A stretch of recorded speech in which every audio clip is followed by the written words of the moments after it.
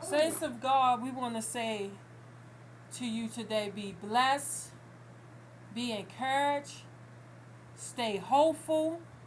I know it's been a minute since I made a video, but I'm not one of those people that comes on and make videos every time I feel the need. I'm only moved when the Most High put it in my spirit. Saints, today I want to talk to you about these heathens and the trials and tribulations that they are facing. This is the same scenario that Pharaoh faced. Pharaoh was prideful, he was wicked, evil, disgruntled, greedy, selfish, and he hated our God. Instead of letting the saints of God go so they could go worship God, he held on to the most prized possession that the Most High had, and that was his children.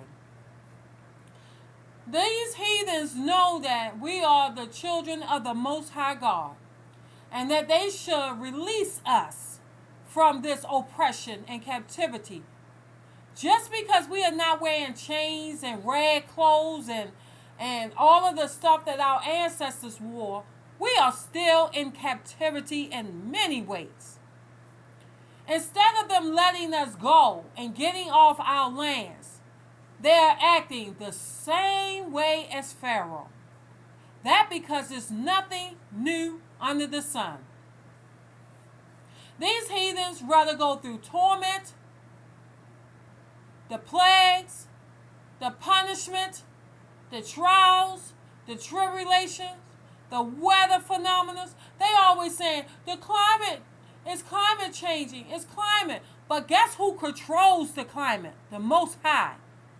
We are dealing with a climate change because He, the Most High, is changing the climate. They would not acknowledge that the Most High is doing this to them. They would not acknowledge that the Most High is doing this to this earth because they always want to seem like they are good people. How could the Most High do this to us? We are good Christian people. They are far from good, and they are definitely not acting like people. They rather go through all this chaos than to leave our lands. They rather go through all this tribulation than to leave us alone. They think they have the tenacity and the stamina to face the God of our ancestors, Abraham, Isaac, and Jacob. But he only is tapping their butt the moment he takes his arms out of his robe and smack them with the hardest punishment. They're going to cry out and wish they had left us alone.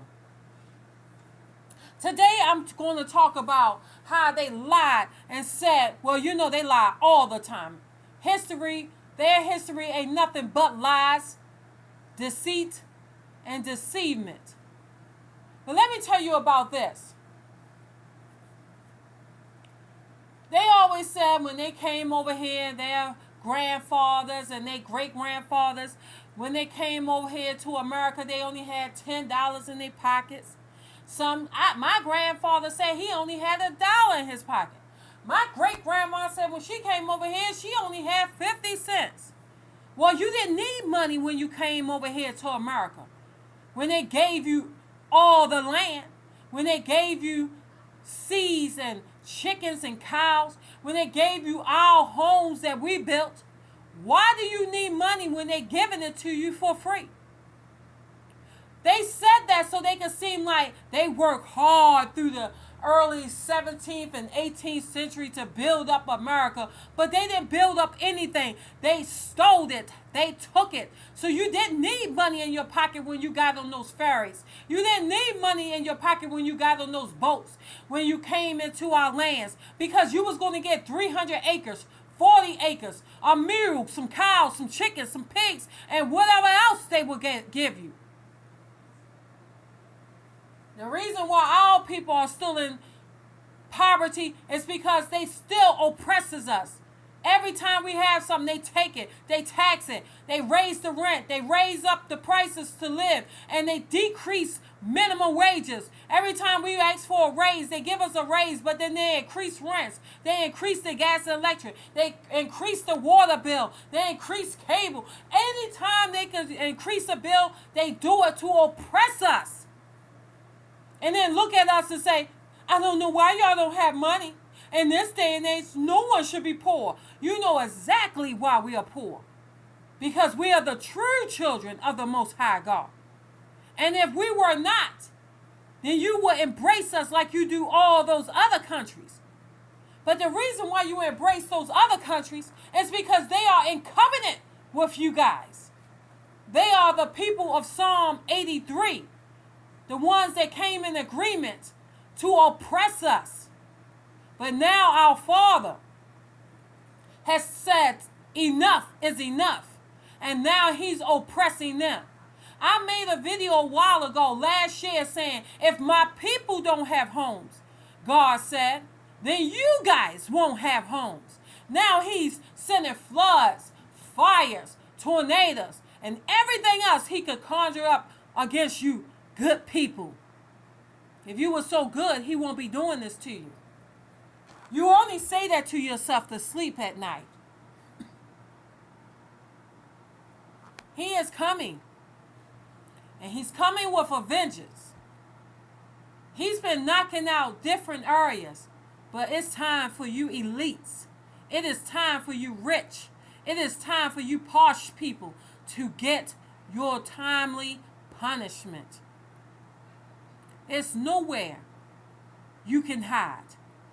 It's a scripture in the Bible that David says. He said, if I make my bed on the tallest mountains, if I make my bed in hell, you are there, God. So you have nowhere to run, nowhere to hide, because he is there and he is coming. To the saints of God, again, hold on. To the saints of God, stand fast and know that he is working. To the saints of God, be still and know that he is God. To the saints of God, he has not forsaken. He has not forgotten us. To the saints of God, be blessed. And I leave you with these words. I love you, hold fast, and know that he is on our side. God bless you.